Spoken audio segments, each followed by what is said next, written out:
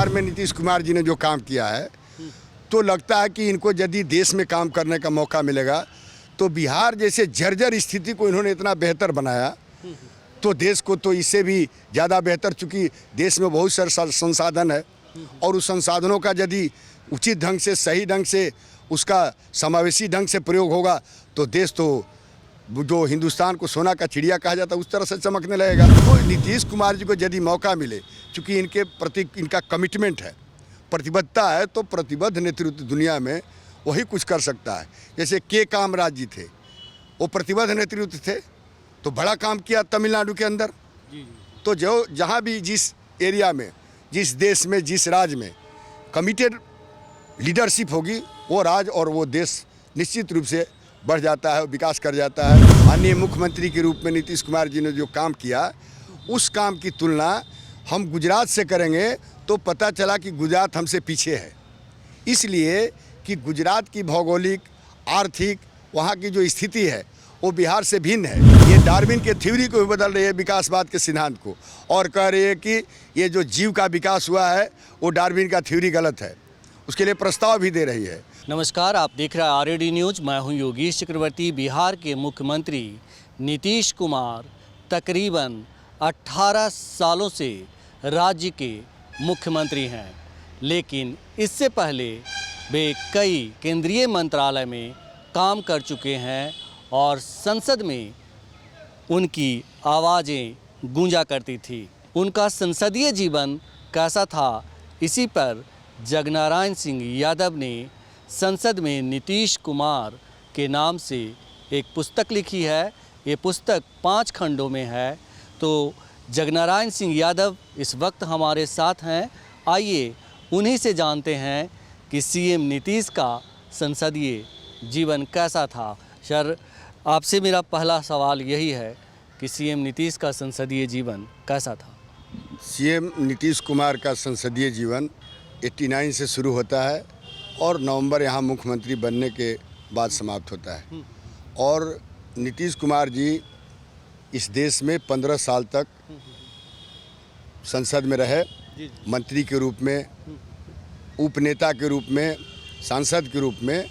तो 15 साल में इन्होंने जो देश का जो क्षितिज है उस पर जो प्रश्न होते थे उनको जिस बखूबी से, जिस मजबूती से अपनी धारा की राजनीति के अनुरूप रखने का काम किया, उसको देखने से, आपको पार्लियामेंट के स्पीच को देखने से पता चलेगा कि इनके अंदर क्या क्षमता थी और क्या लगन थी, क्या सूचिता थी। और एक जो कमिटेड आदमी होता है पार्लियामेंट के अंदर, थोड़ा सा भी ये इधर उधर नहीं करके सारी अपनी ऊर्जा को पार्लियामेंट के कार्यों में लगाए हैं। और इनके जो पार्लियामेंट के स्पीच हैं, इनके जो प्रश्न हैं, जो इन्होंने एज ए मिनिस्टर जो उत्तर दिया है, उन तमाम चीज़ों को देखने से पता चलता है कि नीतीश कुमार जी का दृष्टि जो है वो व्यापक दृष्टि है और राष्ट्रीय स्तर की दृष्टि है। जी। हम देख रहे थे सर कि आपने जो पुस्तक लिखी है वो जो 5 खंडों में है, और आपने उनके संसदीय जीवन के अलावा जो जिस मंत्रालय में वो मंत्री रहे उनके बारे में आपने शायद विस्तृत से जानकारी दी है और कृषि विभाग से इसकी शुरुआत की है।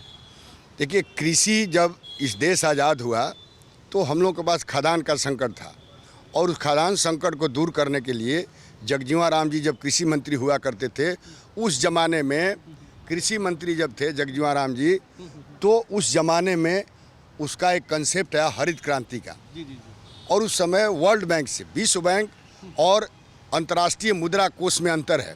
तो विश्व बैंक से भारत सरकार ने लोन लेकर के और यहाँ पर हरित क्रांति के कंसेप्ट को लागू किया। इसके बाद डॉक्टर जॉर्ज कुरियन ने ये श्वेत क्रांति का कंसेप्ट लाया, और उस कंसेप्ट में ये देश को खाद्यान्न के मामले में आत्मनिर्भर बनाने का संकल्प लिया गया। और आज देश खाद्य के मामले में आत्मनिर्भर भी है, लेकिन WTO के शर्तों के आधार पर हमको अनाज बाहर से भी मंगाना पड़ रहा है, क्योंकि ये युग उदारीकरण और वैश्वीकरण और तीसरा निजीकरण का दौर चल रहा है, जो बहुत जगहों में अब ये फेल भी हो रहा है। दुनिया के अंदर ये प्रयोग विफल भी हो रहा है यूरोप के देशों में। तो इन तमाम चीज़ों को जिस समय नीतीश कुमार जी थे, तो पहला आदमी थे नीतीश कुमार जी जो कृषि नीति जुलाई 2000 में पेश किया। कोई पहले कृषि नीति नहीं थी और उस कृषि नीति में 48 पॉइंट है जिसमें नीतीश कुमार जी ने ये प्रयास किया कि जो ये कृषि प्रधान देश है, चूँकि हम कृषि प्रधान देश के लोग हैं, यहाँ पर अभी भी आबादी कृषि पर ही ज़्यादा निर्भर है, तो उन चीज़ों को दुरुस्त करने के लिए इन्होंने कृषि नीति लाया। लेकिन अभी तक वो आने वाले दिनों में उसको लागू नहीं किया जा सका, जिसके चलते आज किसानों में भी परेशानी है।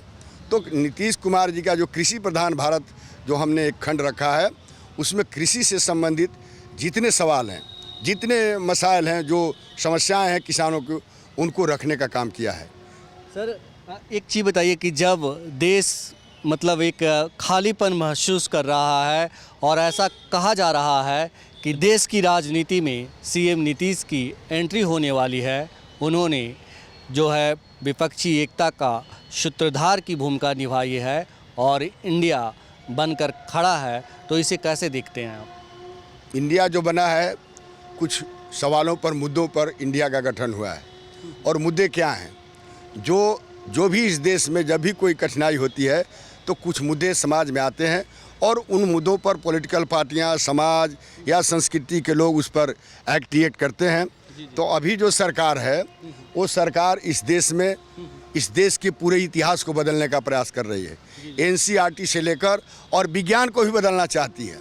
ये डार्विन के थ्योरी को भी बदल रही है, विकासवाद के सिद्धांत को, और कह रही है कि ये जो जीव का विकास हुआ है वो डार्विन का थ्योरी गलत है, उसके लिए प्रस्ताव भी दे रही है।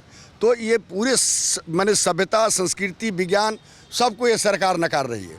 तो ऐसी परिस्थिति में बताइए कि अतीत को पूरा नकार देना ये कोई बहुत अच्छी चीज़ नहीं है। ये तो किसी के मन की बात है। यहाँ तक प्रधानमंत्री जी मन की बात करते हैं, लेकिन ये जनतंत्र है, जन की बात होनी चाहिए, काम की बात होनी चाहिए। जनतंत्र में मन तंत्र कैसे चलेगा? यहाँ तो संविधान आइडेंटिफाई है, तो संविधान जब लिखा हुआ है तो यदि संविधान में कोई परेशानी है तो उसके लिए पार्लियामेंट बना हुआ है, उसमें आप सुधार कर सकते हैं। बहुत सारे सुधार हुए भी हैं। तो हमारा कहना है कि ये प्रधानमंत्री और जो सरकार है, इन लोग मन की काम चलाना चाहते हैं। इस तरह का तानाशाह लोग ही मन की बात करते थे, और ये लोग जब आए थे, और दुनिया में जितने तानाशाह लोग आए हैं, वो आए हैं जनता के बदौलत। आपको इतिहास जानकारी होगा, जब हिटलर जर्मनी में शासक बने तो उस समय हिटलर ने कहा कि हम जर्मन समाजवाद लाएंगे, और जर्मन समाजवाद लाने के नाम पर, चूँकि प्रथम विश्व युद्ध में 3 राज्य बहुत परेशान हो गया था, जर्मनी, इटली और सोवियत यूनियन ध्वस्त हो गया था। और जहाँ जहाँ ध्वस्त हुआ उन इलाकों में तानाशाहों का जन्म हुआ, एक कम्युनिस्ट तानाशाह के रूप में और मुसोलिनी के रूप में और हिटलर के रूप में। तो इन लोगों ने जनता के तबाही को भाप करके ऐसा नारा दिया कि हम इस इलाके को, इस राज्य को, जर्मनी को, इटली को और सोवियत यूनियन को, रूस को, इसको हम ऐसा चमकाएंगे कि जनता जो उसके फांसे में पड़ गई। लेकिन हिटलर जब जर्मनी में शासन करने लगे, समर्थन मिला, तो उनका मन इतना बढ़ गया, मन की बात करने लगे और दुनिया को मुट्ठी में करने का जो है संकल्प कर रहे थे। लेकिन एक बात जान लीजिए, दुनिया में लोकतंत्र ऐसी विधा है कि इस विधा के सामने दुनिया में कोई विधा चलने वाली नहीं है। लेकिन लोकतंत्र को, डेमोक्रेसी को भटकाव करने के लिए कुछ कुछ ताकतें इस दुनिया के लोकतांत्रिक इतिहास में आई है। तो इसलिए लोकतंत्र में भटकाव करने वाले लोग आए हैं, लेकिन लोकतंत्र अपना रास्ता स्वयं बनाती है आम आदमी के। चूँकि लोकतंत्र से बेहतर शासन प्रणाली दुनिया में कोई अभी ईजाद नहीं हो सकी है, इसलिए ये सरकार लोकतंत्र पर, संविधान पर और संवैधानिक संस्थाओं का दुरुपयोग करके इस देश पर मन की बात चलाना चाहती है। और हमारा इंडिया लोकतंत्र की में विश्वास करके संविधान की बात, जन की बात करने के लिए हम इंडिया बनाए हुए हैं। बिहार के सीएम नीतीश कुमार रेल मंत्री भी लंबे समय तक रहे हैं, और आज जब वंदे भारत जैसी ट्रेनें चल रही है लेकिन उसका किराया बहुत ज़्यादा है, तो कैसे देखते हैं आप रेलवे में रहते हुए उन्होंने कौन सी काम किए?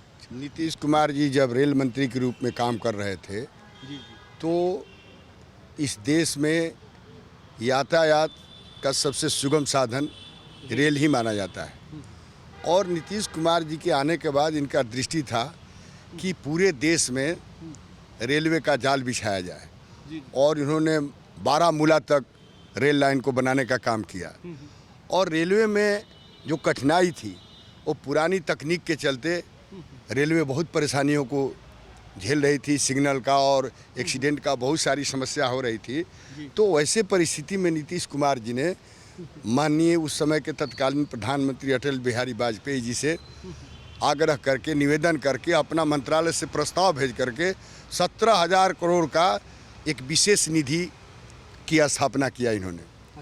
और विशेष निधि की स्थापना के माध्यम से रेल में नए नए इनोवेशन का काम हुआ और उसका इतना अपग्रेडेशन हुआ। चूँकि नीतीश कुमार जी दूरदृष्टि रखते हैं, तो वो समझ रहे थे कि 21वीं सदी में यातायात की चुनौतियों को अभी जो रेल थी उस ज़माने में वो फेस नहीं कर सकती थी। इसलिए इन्होंने स्पेशल निधि, स्पेशल जो कोष बना करके मैंने उसको काम को किया और उसका फ़ायदा ये हुआ कि रेल जो है आज जो ट्रैक का जो देख रहे हैं उसका इन्हेंसमेंट जो है, उसका विस्तार जो है, तो तमाम चीज़ नीतीश कुमार जी के दिमाग में थी, जिसका परिणाम है कि आज वंदे भारत चल रहा है। अब वंदे भारत का किराया तो वर्तमान सरकार को तय करना है, तो ये सवाल है। लेकिन नीतीश कुमार जी रेल को एक दिशा देने का काम किया और नीतीश कुमार जी रेल में रहते हुए, रेल मंत्रालय में रहते हुए उसके इंफ्रास्ट्रक्चर को आधुनिक बनाने में बहुत इनका योगदान रहा। कारण कि ये चाहते थे कि 21वीं सदी की ज़रूरत जो होगी उस ज़रूरत को हमारी भारतीय रेल पूरा करे और नए ढंग से काम करे, जिससे यहाँ पर कम से कम खर्च में जो है आदमी यात्रा कर सके, सामान की ढुलाई हो सके। कहा जाता है सर कि अभी जैसे कि सीएम ने बिहार में बहुत सारे काम किए, ऐसे काम किए जो सचमुच एक मिसाल है। बिजली हुआ, आपको सड़कें की जाल बिछाई उन्होंने, और पटना में भी बहुत सारे ऐसे काम हुए हैं फ्लाईओवर्स के। तो मतलब एक तरह से उन्होंने बिहार को बदलने का काम किया। लेकिन जैसे गुजरात मॉडल वैसे बिहार मॉडल नहीं हुआ। तो आज जब पीएम मोदी के विरोध में खड़े हैं एक तरह से सीएम नीतीश, तो कैसे देखते हैं? अगर मॉडल की बात की जाए तो सीएम नीतीश और मोदी के जो काम है, पीएम मोदी के जो काम है, तुलना करना चाहेंगे आप कुछ? एक बात को इस देश के भौगोलिक परिस्थिति को समझना होगा, और यदि बिना भौगोलिक परिस्थिति को नहीं समझिएगा और बिहार का गुजरात से तुलना करिएगा तो ये विकास में या आगे बढ़ने में ये रुकावट पैदा करेगी। गुजरात एक इंडस्ट्रियल स्टेट है और वहाँ पर एक व्यापारिक केंद्र रहा है, समुद्र के किनारे है, जैसे महाराष्ट्र है, तो बंदरगाह का लाभ है। तो सवाल यह है कि बिहार का जो भौगोलिक स्थिति है, इसकी भौगोलिक स्थिति में नीतीश कुमार ने जो काम किए हैं, माननीय मुख्यमंत्री के रूप में नीतीश कुमार जी ने जो काम किया, उस काम की तुलना हम गुजरात से करेंगे तो पता चला कि गुजरात हमसे पीछे है। इसलिए कि गुजरात की भौगोलिक, आर्थिक, वहाँ की जो स्थिति है वो बिहार से भिन्न है। ये चूँकि ये बिहार जो था सेटलमेंट एरिया का स्टेट है, यहाँ पर सामंती दबदबा भी था और यहाँ पर तो नीतीश कुमार के पहले 17, 18, 19 हज़ार किलोमीटर सड़कें थी, जो सड़कें वो विलीन हो चुकी थी। बिजली जब नीतीश कुमार जी सत्ता में आए थे तो मात्र 700 मेगावाट सप्लाई होता था और आज 7700 मेगावाट सप्लाई हो रहा है। ट्रांसमिशन लाइन का देख लीजिए, यहाँ पर जो आपको ग्रिड थे वो देख लीजिए कितने ग्रिड थे। आज हमारे पास 17,440 मेगावाट का ग्रिड है और 18, और पहले जो था यहाँ 3-4 ग्रिड हुआ करते थे। अभी जो PSS है, पावर सब स्टेशन, जो प्रखंडों में है, वो प्रखंड में मोटा मोटी बड़े प्रखंडों में 2 और जो 5-6 पंचायत का है एक जो PSS है। तो उस समय क्या था कि 700 मेगावाट बिजली थी और सप्लाई का जो जब उसका ट्रांसमिशन लाइन, अब मान लीजिए कि नदी में बांध है और उसको बांध से पानी निकालने के लिए चैनल नहीं हो, नहरों का, तो कैसे जाएगा? तो नीतीश कुमार जी पार्लियामेंट में ही सवाल उठाते थे और बिजली के सवाल पर, ट्रांसमिशन लाइन के सवाल पर, जनरेशन के सवाल पर और डिस्ट्रीब्यूशन के सवाल पर इनके लंबे लंबे बहुत भाषण हैं। तो यहाँ 3 काम को नीतीश कुमार जी आने के बाद ने ठीक किया कि यहाँ पर तो पहले ट्रांसमिशन लाइन को ठीक किया गया, फिर जनरेशन में भी काम हुआ। देखिए नबीनगर है, आपका बाढ़ है, नीतीश जी जब भारत सरकार में मंत्री थे तभी बाढ़ का प्रारंभ हुआ, इसके बाद नबीनगर हुआ। अभी जो आपको बक्सर में, चौसा में जो है, वहाँ भी थर्मल पावर बन रहा है। तो इस तरह से नीतीश कुमार जी जनरेशन के क्षेत्र में भी आज बिहार के अंदर कम से कम 15-20 हज़ार मेगावाट बिहार के भौगोलिक स्थिति में बिजली पैदा हो रही है।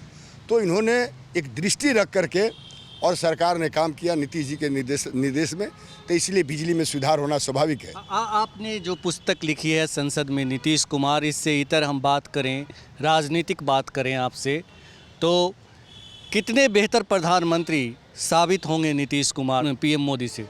भाई जो बिहार में नीतीश कुमार जी ने जो काम किया है, तो लगता है कि इनको यदि देश में काम करने का मौका मिलेगा तो बिहार जैसे जर्जर स्थिति को इन्होंने इतना बेहतर बनाया, तो देश को तो इससे भी ज़्यादा बेहतर, चूँकि देश में बहुत सारे संसाधन है और उस संसाधनों का यदि उचित ढंग से, सही ढंग से, उसका समावेशी ढंग से प्रयोग होगा तो देश तो जो हिंदुस्तान को सोना का चिड़िया कहा जाता है उस तरह से चमकने लगेगा। नीतीश कुमार जी विकट परिस्थिति में, विपरीत धारा में बिहार को ठीक किया है, जिसके चलते बिहार एक बीमारू राज्य से आज जो है वो आपके राष्ट्रीय फीचर बढ़ाया है। तो नीतीश कुमार जी को यदि मौका मिले, चूँकि इनके प्रति इनका कमिटमेंट है, प्रतिबद्धता है, तो प्रतिबद्ध नेतृत्व दुनिया में वही कुछ कर सकता है। जैसे के कामराज जी थे, वो प्रतिबद्ध नेतृत्व थे, तो बड़ा काम किया तमिलनाडु के अंदर। तो जो जहाँ भी जिस एरिया में, जिस देश में, जिस राज्य में कमिटेड लीडरशिप होगी, वो राज्य और वो देश निश्चित रूप से बढ़ जाता है, विकास कर जाता है, उसका देश दुनिया के फलक पर जो है नाम होता है। तो नीतीश कुमार जी में प्रतिबद्धता का भारी पुट है और वो प्रतिबद्धता के माध्यम से ही देश को बनाया जा सकता है। हमसे बात करने के लिए शुक्रिया सर, धन्यवाद। तो ये थे जगनारायण सिंह यादव, जिन्होंने संसद में नीतीश कुमार नाम से पुस्तक लिखी है, जिसका 5 खंड है। कल यानी कि 4 अगस्त को इसका बिहार के वित्त मंत्री विजय चौधरी के हाथों लोकार्पण होना है और मुख्य अतिथि विजेंद्र प्रसाद यादव हैं और इसके अलावा जेडीयू के कई वरिष्ठ नेता इस कार्यक्रम में पहुंच रहे हैं।